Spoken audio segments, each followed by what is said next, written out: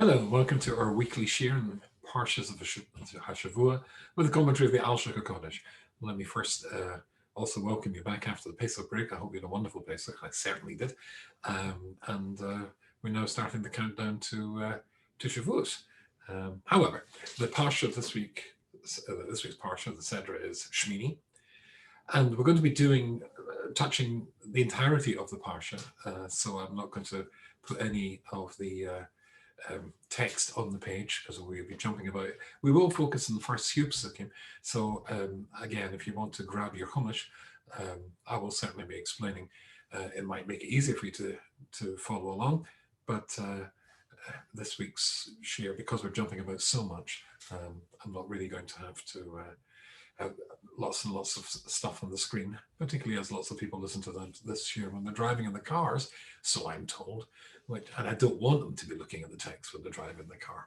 Okay, this week's Shiur is dedicated to the continued Refuah Shlema of Rafael Chai ben Sora. You may remember that we dedicated one of the Shiurim just before our Pesach break to Rafael Chai. He was the young man who was having brain surgery, just had a new baby, and sadly afterwards needed brain surgery for a tumor in the brain. So he should have a continued Refuah Shlema. The surgery was successful, and of course there'll be follow-up treatment of probably chemotherapy and radiotherapy. They should also go smoothly and successfully. And if you would like to sponsor the Shiur for a celebration or for a dedication for somebody you love, a yort site, etc., as usual, the email you send it to is yy@rabbiyyy.com, yy@rabbiyyy.com, and we will dedicate the Shiur as per your requirements. Parshas Shemini.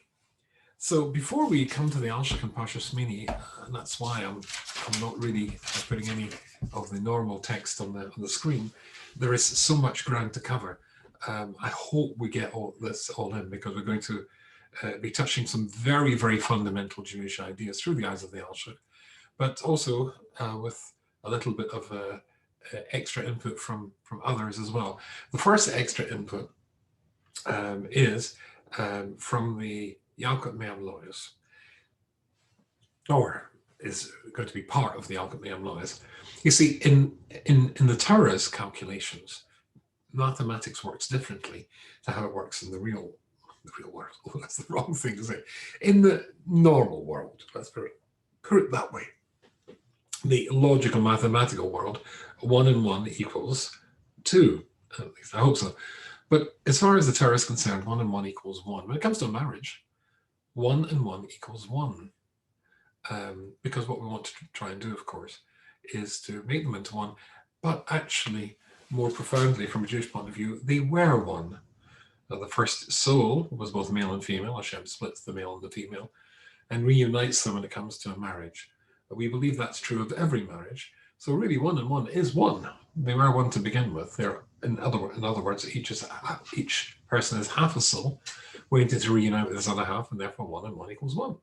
So that doesn't work out in normal mathematical thinking or arithmetical thinking, but from a Torah perspective, it's true.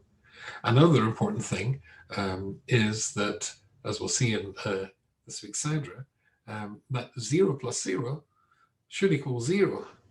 And we'll see very shortly that, in actual fact, it doesn't. Because in the Parsha starts off Parshas Shemini, and we'll see shortly in the Alshich, but as I've started off, bring you there now. The problem is there was only meant to be 7 days of the dedication of the Mishkan. As we have learned in our previous sharing, the Mishkan is there as the plan B, the remedy, the demonstration by HaShem of his forgiveness of us for the making of the golden calf. The golden calf came first. The Mishkan is the solution, or the putting right, or the acceptance of our apology. So that comes second. When it comes to the dedication of the Mishkan, it was meant to last 7 days. Moshe would offer sacrifice and get it all ready, etc. And on the 7th day, then a fire should have descended from heaven, accepted the korban, and the presence of God would have been tangibly perceivable in inhabiting, if you want, the Mishkan. But that didn't happen. So Moshe is seeing that it hasn't happened, hands the job to Aaron. And Aaron, he takes over. And when Aaron takes over, nothing happens. Let's just jump to that. Let me read to you what it says with regards to Aaron. Just find this would be even more important. So the situation is that Aaron brings the sacrifices, nothing happens, and then he says, and he turns to Moshe and he says, Moshe. But it says they both. After that, it says they both go in. They both go into the Mishkan to offer a sacrifice, and they come out, and then the fire descends from heaven, and Hashem's presence is there. That's where the 0 plus 0 equaling something, which doesn't make any sense, does make sense as far as the Torah is concerned. He said the reason that Moshe was not successful is Hashem, we'll go into this in more depth in a second, was reminding him of the fact that he kept Hashem waiting and refusing to take on the mission of going and saving the Jewish people for 7 days until Hashem dispatched Aaron to come and be his mouthpiece, as it were, to speak on his behalf. Remember, Moshe couldn't speak properly. And at that stage, then Moshe agrees. But for 7 days, he refused. He didn't cooperate, let's put it that way. Moshe is now offering sacrifices to dedicate the temple, the Mishkan, the tabernacle, the precursor to the temple, obviously, for 7 days with no reaction. If you like, Hashem doesn't cooperate. That reminds him of what he did wrong. So he's a 0. He just can't get it to work. He hands the task over to Aaron, and Aaron tries and gets nowhere fast. For him too, it just doesn't work. And as a consequence, they both go in together. Now that's the strange thing. They both go in together. So you would think if one is a failure, and then the other brother is a failure, then 2 nothings is nothing, no? Well, the Pasuk says, "V'yovo Aaron el Oel Ma'ed." Aaron comes into the Oel Ma'ed, into the Mishkan. And he comes out to bless the Jewish people. HaShem el Kol Ha'am. So they both go in together. Moshe, V'yovo Moshe and Aaron Ela. Moshe and Aaron both go in. And then they come out and bless the Jewish people. And then it says, HaShem el Kol Ha'am. And then the presence of God is there. Now, what does that mean? And so here is an interesting Rashi. He says the following thing. Kevin sharo Aaron shekorvo kol hakarbonos. When Aaron saw that he brought all the sacrifices, he'd done exactly what was required of him, benasa kol hamaisim, and done everything he was told to do. But lo yardishkin Israel, and the presence of Hashem did not descend and come to the Jewish people. Hoyim star was extremely distressed. V'omer yodeani. I knew this. Hashem was angry with me because of my part in the making the golden calf. And through me, the presence of God would not come down and appear and be present amongst the Jewish people. Obviously, he said. Moshe said to Moshe, Moshe, my brother, listen what you've done to me. You've appointed me, you've made me do this, and you've embarrassed me in front of everybody. And I'll point Moshe goes in with him, and praise to God for forgiveness or for mercy on his brother. But and the Shekhinah comes down to the Jewish people. But 2 nothings is nothing. Not in Judaism. 2 nothings is not nothing. 2 nothings is something extremely significant. In Parshas Valoiska, as I should say, in Parshas B'chukoisai, towards the end, though, I'm sure we'll come to that, Hashem, then it's a promise at the beginning. If you keep the Torah's mitzvahs, then famously the Pasuk says that if you do that, then 5 of you, right at the beginning of B'chukoisai, 5 of you will chase away 100 of your enemies. Right? So think of the Six-Day War, that sort of phenomenon, where a much smaller Israeli army defeated 5 or 6 Arab armies, and took thousands and tens of thousands, hundreds of thousands of prisoners. And so here the Torah says, if you keep the mitzvahs, then 5 of you will chase away 100. So that was a ratio of 1 Jew to 20. And then it goes on and repeats, or keeps with the theme rather. It says, Me'amechem Revava. And 100 of you will chase, well, let's do the mathematics. If 1 will chase 20, then 100 will chase 2,000. But that's not what the Pasuk says. Me'amechem Revava. But 100 of you chase away 10,000.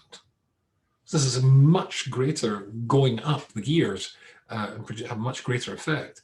In other words, the effect when many Jews gather together to do mitzvahs is exponentially increased, much more than just the sum of the parts. The ratio goes up from 1 to 20 to a much, much greater ratio, and continues to do so. It continues to grow exponentially. So when it comes to mathematics, then there's a big surprise in the Sedra. And the Sedra, the first surprise in the Parsha is the two nothings are something. Two Jews together. Each Jew on their own cannot achieve, but two nothings, two non-achievers together become achievers. Moshe and Aaron can get the presence of HaShem to appear. That's point number one. And again, we're not yet touching the Alshich. Point number two, at the end of the Parsha, after, well, we're going to come to the death of Aaron's children, his two sons, but after that incident, then it talks about the kosher animals, the animals which are kosher. And of course, everybody knows the hare and the rabbit's not, etc. That's the classic formula. If it's split hoofs, eats its food and regurgitates the food, then it is a kosher animal. So the split-hoofed pig looks as though it should be kosher, but it doesn't regurgitate its food, so it's not. And there's various other creepy crawlies and stuff that we're not allowed to eat. And then straight after that, we come to the next week's Parsha, which is Tazria. And there is, according to something called the Ber Yosef, Salanter, a connection between the two Parshas. Well, rather obviously there is. And what's the connection? And he says something, I think, which is extraordinarily profound, which we'll see in a second. It takes us very nicely into the Alshich in this week's Parsha. And that is that when it comes to the status, the kosher status of an animal, the kosher status of an animal is fixed. A rabbit is never kosher. A cow is always kosher. It may become treif. That means it's got an illness or some sort of damage which will render it dead by natural causes in a year, but it's a kosher cow which has become treif. It's still a kosher animal. But they are fixed. Kosher animals which are kosher remain kosher forever. Species remain kosher forever. The species that are not kosher forever. But in this Parsha of Tazria, the one after this, it talks about the fluctuating state of Tommy and Tohar, of those states of impurity and purity that exist within human beings. We exist in a state of flux. We fluctuate between the positive and the negative, the holy and the profane, or the holy and the worse than the profane. And that's what it starts off. It talks about a woman who's a child, and then the child, after she gives birth, she is in a state of lack of holiness. Incidentally, the reason is because the soul that she carried within her womb has now vacated that area. When, just like nature abhors a vacuum, when a holy thing is removed, negative forces rush in to replace it. That's why a woman is Tommy if she has a child. And then it talks about other sorts of tuma, of impurity that apply to a human being for various things that he may or she may have done, like lashon hara. And there are processes by which the person gets out of that. In other words, a person is in a state of change. We, the same person, can be kosher or non-kosher, if you like. Unlike animals which are fixed, we move yo-yoing between the two, up and down in our lives. We have areas of times of growth and times of, well, spiritual collapse when we go down. So that's the juxtaposition between the two, and that's crucially important, which takes us straight back, of course, to the story of the Mishkan and the dedication of the Mishkan, which is the beginning of the Parsha. As we said, the Parsha is, which talks about the Mishkan. The Mishkan is a correction, a repairing of the relationship between HaShem and the Jewish people that was caused by the Egel Hazav, which was caused by the Egel Hazav. Now, with that in mind, then again, we see this fluctuation model that we talked about before. So both at the end and the beginning of the Parsha was the idea of fluctuation. The Jewish people are at a low level after the Egel Hazav. This is how they're going to go up again. And that's going to be crucially important. And that's what which will take us into the Alshich and what he has to say. So I'll move the Chumash away temporarily because we'll have to come back to that shortly. And let me take you to the Alshich. So the Alshich in Parshas Shemini, it's just the first 2 or 3 pages as the focus of tonight's share. Very, very complicated, tricky. And also the topics he's talking about are quite profound and quite difficult. So let's see the questions. Here is what the Psukim say at the beginning. And we're going to be looking at just a few of them. Vayhi. And it was B'yom Shemini, on the 8th day. Korah Moshe Aaron. Moshe calls to Aaron, Labonim, his sons of the Tzadikim Israel. Moshe calls to Aaron and Aaron's sons and to the elders of the Jewish people. Okay, now I was just going to ask what happened to the rest of the Jewish people. Why specifically those groups of people? B'yom Aaron says to Aaron, Kachluchal Egel ben Bokor l'chatos. Bring a sin offering. Now, chatos is for an unintentional sin. Bring for yourself an eagle, so that's a calf, the oila, and a ram to be an oila. An oila is, we'll see shortly, is for a sin when you think of doing something wrong. You didn't do it, but you think you're doing something wrong. To me, it's got to be a perfect ram with no flaws, the heker of the HaShem, and bring it in front of God. Now, Bnei Israel and the Jewish people, to that speaks on the verse and say, Kechu se'ir izim, take a goat for the chatos, for the unintentional sins that you've committed, the egel the keves b'nei shalo t'mim lo'ila, and you will bring a calf for an oila. And remember, the oila is for when you intentionally think of doing something wrong. Now, the Alshich is going to point out in a second, why is the things, or the order of the things that Aaron and the Jewish people have to bring, bearing in mind that the whole thing of the Mishkan is an atonement for the Egel. Why is it that Aaron brings a calf for the chatos, but the Jewish people don't? They bring a calf for the oilo, and that is for something you intentionally do wrong. Aaron brings a calf for something which is unintentional. We'll come back to that in a second. The Shiur v'ayil the Shlomim v'zebach l'Hashem, and then there's Shlomim. Shlomim is making shalom between you and Hashem. That's the purpose of that sacrifice. And so you're going to bring both a cow, an ox, and an ayil. The Shlomim v'zebach l'Hashem to be sacrificed to God, and Michabel Shemin, and there's a meal offering as well, mixed up with the Ki hayom Hashem niro alechem, because this is the day when Hashem is going to appear to you, says Moshe to them. And the Alshich is very concerned about what Moshe says, to you, as though he's going to appear to you, he's not going to appear to me. Why does he say appear to us? Why is he excluding himself? So things really I've already hinted at almost all the questions we're going to look at. The Alshich has got lots of questions. I'm going to just point out 5. Just 5. And number 1, it says at the beginning, the first word is Vayihi. Whenever Vayihi appears, it means something bad's about to happen. What was the bad thing? Well, the Alshich is going to tell you that like Rashi and other commentators, the bad thing is that Aaron's sons die. And that's when they bring the sacrifice that haven't been asked to bring, and or for many other reasons, which the Midrashim say, that's the bad thing. But that comes much later. So why put the Vayihi at the beginning of the Parsha? That's a good question. So that's the first thing. So the first thing that he asks. The second thing he says, it was on the 8th day. There was no 8th day. There was only 7 days. So why does it talk about the 8th day? There was 8 days of dedication of the Mishkan. There was only meant to be 7. So why is it talking about the 8th day? And the Alshich will take us into that one as well. Question number 3. Why did he call the elders of the Jewish people here in?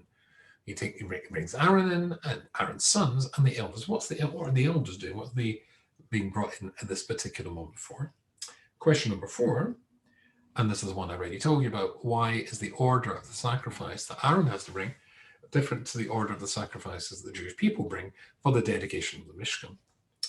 And then question 6, the one I just ended with. And God will appear to you, because now God's going to appear to you. Hashem's going to appear to you. Really? Hashem's going to appear to you, Nomi? Those are the questions which the Alshich wants to ask out here. He actually only asks another, and there's 10 questions in all, so we've covered most of them actually, which is good. So, to answer this is where the Alshich takes us into one of the most troublesome areas of tonight's Shiur. You'll see why it's troublesome. Troublesome not because it's tricky and in its analysis of the Psukim, but because the concept which we're going to discuss is tricky. Let me read to you. So this is the Alshich. Hine al Kosher Harishon, regards to the first question, which was, it starts with the word Vayhi. Vayhi means something bad's going to happen. But it can't be the bad thing that happened much later in the Seder, that came chronologically later, the death of Aaron's sons.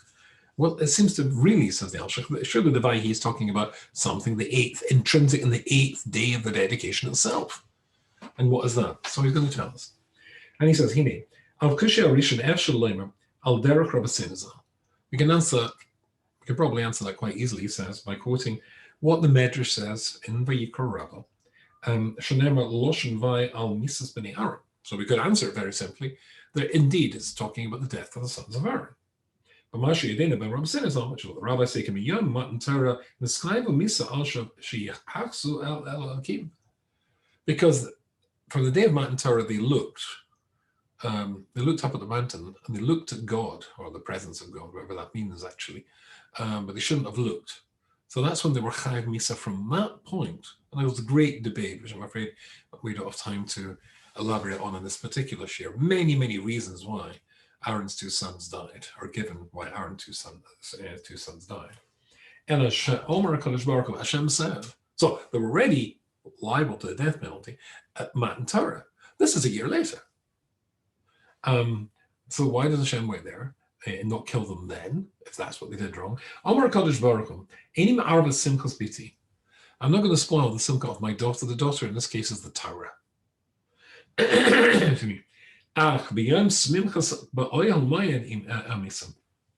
Rather, the execution. Their punishment will be carried out when it's my simcha, when my presence is going to dwell amongst the Jewish people. Shiur b'yom Shemini, which is on the 8th day. But Yom Vayhi, that's the Vayhi. So the Vayhi on the 8th day, which is when the Mishkan, Hashem's going to be present in the Mishkan, then Aaron's 2 sons are going to be killed for what they did previously a year before. Don't spoil the giving of the Torah, but now that's your simcha, but now it's my simcha. I'll take it. I'll take the spoiling of, if you'll forgive the phrase, my party. On that 8th day, they were punished for something which was a long-standing conviction and sentence hanging over from the giving of the Torah. Oyomer, another explanation. Al Derech Seh, B'Masha Amar Chazal, the Gemara says in Torah's Kanim, another Mishnah, Medrash rather, Al B'Keruvai Akadesh. Now this is the one I was warning you about. This is tricky. Hashem said, or Rashi says, well, after Aaron's sons die, this is what I knew, Aaron. Let me grab the Chumash here. And drop my glasses. Professionalism, remarkable. So Hashem says to Moshe, V'yama Moshe al Aaron, Hu asher diber Hashem, Lemor, this is what Hashem already told me, warned me about. B'Kerovai Ekadesh. Through my holy ones, I will be made holy. And through them, the whole of the Jewish people, I will be honored throughout the Jewish people. And Aaron kept quiet. Aaron accepted the loss of his sons. I just came back from a hotel where I was saying shearing over Pesach. And there was a very large group of people there. Everybody was tested for the corona. We were all either vaccinated or had antibodies. You have to be able to prove that, etc. And when you're there with people for over a week, it's quite an intimate, closed space. And there was somebody there who came to see me because his son had died, a young man, very distressed. Aaron must have been very distressed as well. But the apostle says, "V'yidam Aaron," but Aaron remained quiet. His silence, remaining quiet in the face of such a tragedy, was really very erudite. It spoke a lot, that silence, if that doesn't sound silly. Let's look at the Rashi here. Hu asher diber. So Moshe says to Aaron, this is what Hashem told me about. So Rashi says, when did Hashem say that? No, but Nadati Shomo Levini Yisrael in the Kaddish B'Chvaydi. It's posted in Shmais Koftes Mem Gimel. And it says, and I will be known to my people, to Bnei Yisrael, in the Kaddish B'Chvaydi, and I will be made holy through my honor. I suppose you might translate it. Certainly, having looked at the Art Scroll translation, they seem to be struggling with this a little bit. But Rashi says, Al tikre bikvadi, don't read it as bikvadi through my honor, or ela b'michubadai, but from those who honor me. I will be made holy by those who honor me. This is the concept of a tzaddik dying, and when a tzaddik dies, that's somehow or other having an effect that purges the sins of the Jewish people. Now, I pause. This is not Christianity. This is not somebody dies and everybody's sins are wiped clean. Absolutely not. However, before I come back to explain exactly how this works, let's read a little bit more Rashi. Amar lo Moshe la'Aaron. Moshe said to Aaron, Aaron Achim, Aaron my brother, Yodei ha'isi shevikadosh bayet b'miyodov. I knew from that time, from right at the beginning, that the ultimate sanctification of the Beis Hamikdash, that reunification, sorry, I keep saying the Beis Hamikdash, the Mishkan, that reunification of the Jewish people and HaShem would be achieved through one of his holiest people, his very holiest, dying. And Rashi says, and Moshe said to Aaron, I thought it was going to be you or me. Now I know that your sons were on a higher level than me. Fine. Okay, so why should it require the death of the holiest of Jews to complete the process of the dedication of the Mishkan? We don't believe in human sacrifice. That was the story of Avram and Yitzchak, as you will remember. He said, Sober, I'll be of a thought. I thought it was going to be you or me. Now I see that they were greater than you and I. Okay. And Aaron remained quiet. What was the reward of that? He says he was rewarded that. Certainly, he was rewarded for that because God.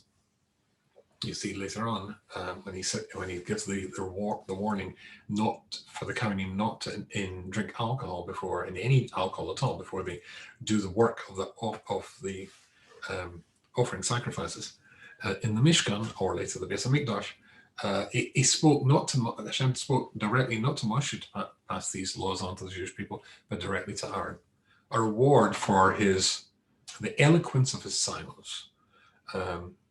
Spoke of his acceptance of this most painful of any human being suffering, the loss of a child, in his case, 2 children. And he was rewarded for that when God spoke to him directly. But let's deal with this as a whole issue, because it really deserves analysis. And that is, again, it's not the fact that a tzaddik dies and God wipes away the sins of the Jewish people. Absolutely not. And the sins of the Jewish people are only wiped away when the Jewish people wipe them away. Now, what's that got to do with the death of the tzaddik? So Rashi says,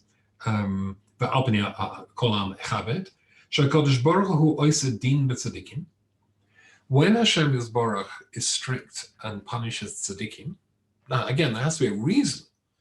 He's not going to punish them if they've not done anything wrong. And clearly, as we said before, the sons of Aaron had done something wrong. Mesiora omisale meniskalis in kain be'elu kol shekain berashayim. Because God is made holy through the process when people turn around and say, if that's what Hashem can do to the holiest people, how much more can he punish? Is he likely to punish, mundane or bad people? And then he brings a posuk which suggests that idea of positive dealing, something that's not involved. In other words, the death of tzaddikim has to be linked to something that they did do wrong, but it has the effect of making the Jewish people calculate and think to themselves, in the distress that they felt at the death of a great tzaddik, somebody they loved, that has to be, they say to themselves, well, if he's such a high level and God did that to him, what about me? I'm so likely to, fall down dead in a second.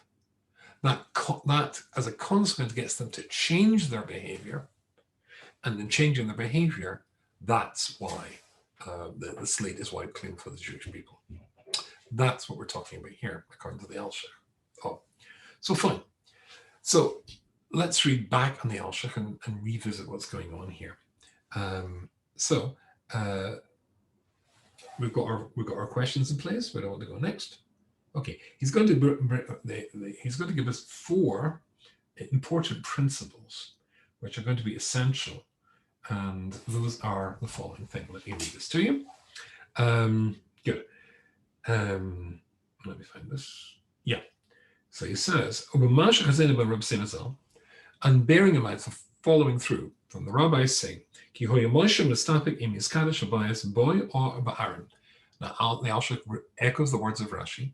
Moshe was unsure whether knowing that the reconciliation of God and the Jewish people would only be accomplished when the Jewish people really purged themselves and regretted for what they did through the golden calf. And that would only be possible when they see the death of 2 tzadikim. It's a tremendous indictment of us as human beings, and certainly Jewish human beings. We only react when we are forced by circumstance to see something really, really terrible, and it makes us at last engage in introspection and change. So the destruction of the temple or various tragedies in Jewish history cause always a Jewish reaction of self-analysis and introspection and inspection of who and what we are. What did we do wrong? How can we change? Rav Shach Tzaddik Livrocha went so far as to say that anybody who thinks and doesn't question why the Holocaust happened is not a Maimon, doesn't truly believe in God. He says, do you really think that such a thing could happen and you not ask why? Of course you should ask why. Introspection is the correct response. We'll see in a second. Consequently, it's the death of tzadikim, and let me re-emphasize, for things they did do wrong. But God uses that in order to provoke the Jewish people to change direction, purge themselves of, in this case, the last remnant of the mistake of the golden calf. That will complete the process. That the death of the tzadikim, which is why, of course, incidentally, we read about the death of Aaron's sons on Yom Kippur, because the death of tzadikim has the same effect, says the Gemara, as Yom Kippur. Just like Yom Kippur, that dramatic day, which can bring us back to who and what we truly are, then the death of tzadikim can do the exact same thing. In fact, more even than Yom Kippur. But let me read to you. So he says, he wasn't sure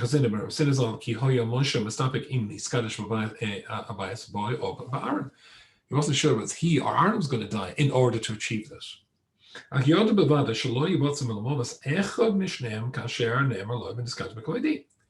was certainly said it was going to be one of the two, either him or Aaron. So what was Moshe's response? It's hinted at in the word Vayihi. That's back to our question of Vayihi. Vayihi, why something bad was going to happen? Because he was convinced from the very beginning, he knew that this process was going to have to kick in as a consequence of the Jewish people making the golden calf. There would have to be a complete purging, and that purging would only be achievable through seeing somebody who is truly great, whom we recognize as being truly great, a saint, honestly a saintly figure, dying and suffering. And again, that's an indictment of us, that we only react in that way. And we said it was on the questions. Remember at the end of this, the end of the pasuk, it said,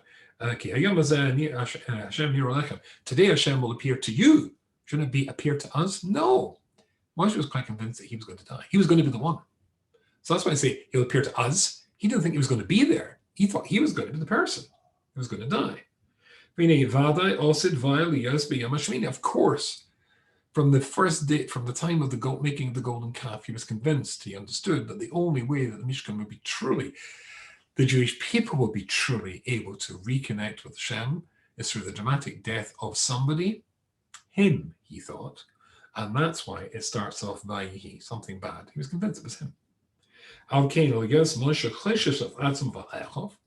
It's convinced it was either going to him or Aaron, and more likely him, Omer el Aaron kach l'kol, the capital Al-Asba. So in order to make sure it was him, and not his brother Aaron, that's why he immediately says, you take something which will be mechaper, which will atone for your part in making the golden calf, even though you didn't do it intentionally.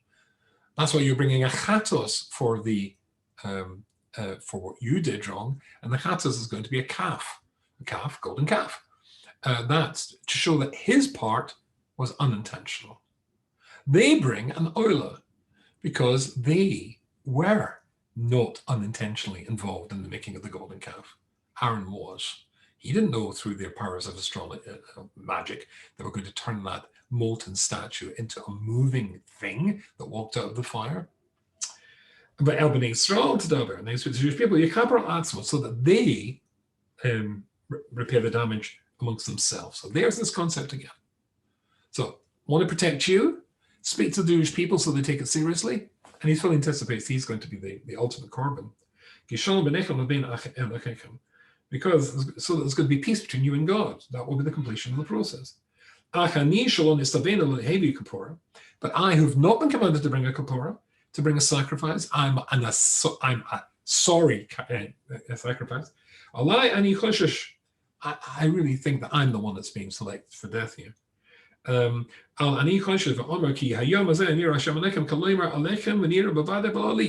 he's going to appear to you, but he's not going to appear to me. We're starting to answer some of our questions. So therefore, I think we've dealt with this concept enough for us to be able to move on. Yes, there is no idea that God killed somebody and the slate of the Jewish people is wiped clean. There is an idea that Hashem may take somebody who's very great away, and we allow that to impact ourselves sufficiently to change our behavior and our connection to Hashem, and perhaps our connection to each other as well. Okay, now the Alshich moves on to something else. And this is, I think, very, very appropriate. He's going to talk here about the process of putting right the mistakes that you've done wrong, what we call, of course, teshuvah. And he talks about 4 stages of teshuvah. The first stage of teshuvah, he says, is 4 elements of teshuvah, is as follows. The first one is, and this is so important, whenever Hashem punishes, it is mida keneged mida. It is appropriate, says the Alshich, that a person in his or her life where we have done something wrong, to indeed engage constantly and diligently in analysis of what you did wrong, why you did wrong, how to put it right, how to make sure it's never going to happen again. That's why it's at the beginning of the Parsha that Hashem doesn't allow his Shekhinah, his presence, to come to the Mishkan during the 7 days of its dedication, where we would expect that it would have come, and he adds on an extra 8th day, as he said at the beginning, to hint to Moshe, you did something wrong and you kept me waiting for 7 days. And here he says something very interesting. I'll just read this a little bit to you. Here is a fundamental rule for any Isha Yisraeli, any Jewish man or woman. Because you're a Jew, in as much as you're a Jew, you should know this stuff. Hashem watches every single aspect of what we do, and pays a person back for what they did wrong. Mida keneged mida. What you do wrong, the same thing happens to you. But Tam, you've got to love hakal. But before Hashem punishes you, mida keneged mida, he will give you a little taste, a little hint, a little thing that clicks and fits with what you've done wrong as a pointer to what you've done wrong, so that you can put it right at that little nudge, that little hint stage, without having to endure something dramatic or dramatic punishment later on. So that's why Moshe is being told here, you did something wrong. You kept me waiting. Now Moshe puts that right. Second of all, he invites Aaron to put his thing right by offering the sacrifice, as we explained before. What about the Zakanim? Well, if you look, when Moshe and Aaron go to the Zakanim and say that Hashem has appeared to us to tell us that the time is upward and the Exodus is about to begin, then the Zakanim are at first extremely skeptical, but eventually, after the signs which Moshe has been told to give them, they're convinced and follow him to Pharaoh's palace. But when Moshe and Aaron arrive, they turn around and they find that the Zakanim, the elders of the Jewish people, have one by one slid away and they're on their own. So therefore they who have done that, who didn't have sufficient faith in Hashem, are gathered here to show again what you've done wrong to put it right. Stage one is of the tshuva process is that you have to have mida keneged mida. You have to have something which hints to you what you did wrong in the past. Gathering the Tzadikim with Moshe and Aaron reminds them of what they did wrong when Moshe and Aaron first came to them and they jumped ship, or they chickened out and didn't go along with Moshe and Aaron to confront Paro. Good. Fine. So the next essential thing is repair your mistakes. So first of all, know what your mistakes is. Number two, repair your mistakes. Act as much as you can to make sure, in fact, all that you can to make sure you don't repeat your mistakes. And the third stage of the four is, now that you've repaired your own mistakes, then you can speak to other people. Then you can be the Baal Tshuva, become the rabbi who teaches Or Sameach, etc., and you such yeshivas, Eshetar, etc., and you can turn around and encourage other people to make the same journey, because I've done this. But if I've not completed that process, I'm an incomplete Baal Tshuva. I can't possibly turn around and tell other people what to do. And the fourth of these principles is a surprising one. So we've dealt with the first one. Let me read to you the other ones. The fourth one. So here, I'll read them to you in the Alshich, I think. So number one, as we've already said, you've got to be aware of what you've done wrong. Fine. Two, Shenis, but write what you've done wrong. Three, that after you've, as it were, turned yourself into a different person, only then can you tell off other people, not before. But number four is reviz. If you've completed those three, don't look upon yourself as a great tzaddik. If things go right, say, it's because of me, and because of being a Baal Tshuva, and I've become a great guy, I'm having a positive effect. No. Focus on the things you did wrong. And when things go right, wrong in the city, then that's when you can think it's you. In other words, it seems to be the Alshich is saying, I'll read this to you in the Hebrew, and then we'll expand on it a bit. You've done those three things, and you see things are going well. Don't think it's because of me, because I became such a tzaddik and I repaired my relationship with him. With him, all the good stuff's coming through me. Mistake. No, think it's the other people. It's through other people that good things are happening. But in the opposite way as well. If things go wrong, then you say it's because of me, because of the things I did in the past. In other words, it's healthy to see your flaws and to be humble and consider that your flaws might have ramifications you haven't anticipated. It's not a good idea to ever think yourself as being a tzaddik. Balatanya points out, you should always look upon yourself as a Beinani. Halavan, I can see myself as a Beinani, as sort of in between, not Russia, not a tzaddik. Somebody in between's a Beinani. That would be a nice thing to be. And that's the constant state, says the Balatanya. Fine. Those are the four essential principles. Always, let's work back the way. Always see it's the other people. That's what Moshe says, therefore. Another explanation. Moshe says that today Hashem's going to appear to you, not to us.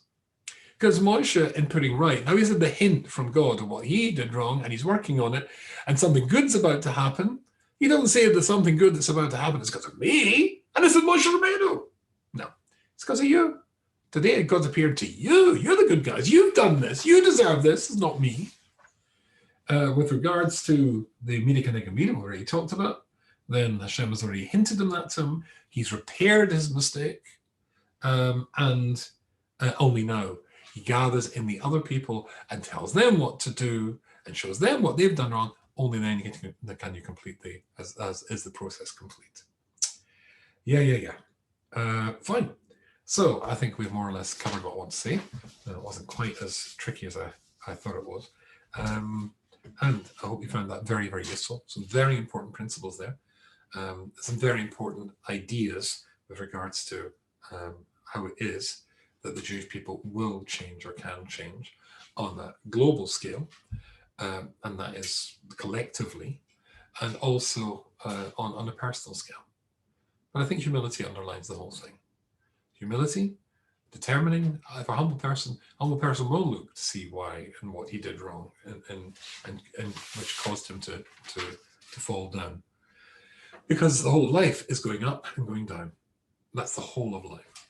And the journey we're in now, from replicating the journey from Pesach to Shavuos, that's the 7 weeks where we journeyed from Egypt to Mount Sinai. It was, I usually draw this as a graph, and you see the graph going like a diagonal line, up and up and up and up. The Jewish people go from the 49th level of spiritual impurity to the 49th level of spiritual refinement, holiness. They stand at Mount Sinai. So you sort of like draw a graph with a diagonal line passing through 7 weeks. A nice smooth line. But that's a mistake. It wasn't a smooth line because there was lots of slip-ups along the way. 3 days after they come to the desert, there's not enough water. We don't want to be here. Why did you take us here? Why go back to Egypt? Instead of it being a line that goes in a straight line, it's a wiggle. It's a squiggly line like a snake. One crash and another crash and another crash and another crash. But that's not just the line from Egypt to Mount Sinai. That's the line of our lives. We have ups and we have downs. But as long as we're always looking to see what we did wrong, as Shlomo Valma says in Alshich, it's only when we have downs we discover where our weaknesses lie. What caused me to fall? What are my vulnerabilities? That you can work in those vulnerabilities. A lot to say in this week's Parsha, and look forward to sharing next week's Parsha with you. Have a wonderful Shabbos.